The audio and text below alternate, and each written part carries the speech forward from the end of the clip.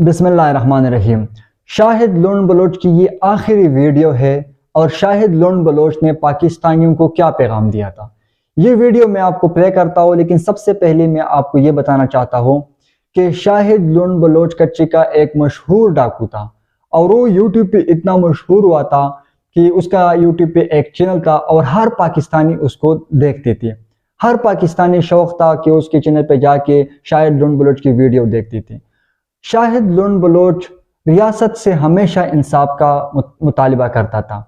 शाहिद लुंड Bloch ये चाहता था कि मैं यहाँ पे अपने इलाके में अपने लोगों के लिए एक स्कूल बनाओ। वो रियासत से ये कहता था कि आप आए हमारे सामने, हमारे साथ बैठे और हमारे जो लड़ाई झगड़े इसको ख़त्म करें। हम बिजनेस करना चाहते हैं, हम शहरों में जाना चाहते हैं, इस गलीज काम को हम छोड़ना चाहते हैं। शाहिद लुंड बलोच ये कहता था कि मैं अपने बच्चों, जो हमारे डाकुओं के बच्चे हैं, उसमें मैं बजाय बंदूक के मैं किताब देखना चाहता हूँ। और वो हमेशा उसने जब रियासत के रास फाश की और सिंध हुकूमत के रास फाश की, फिर उसने ये वीडियो पैगाम जारी किया। आप ये वीडियो देखिए और आप खुद मुलाहिज़ा कीजिए कि कच्ची के डाकू शाहिद लुंड बलोच क्यों कत्ल हुआ और वो रियासत से क्या चाहता था।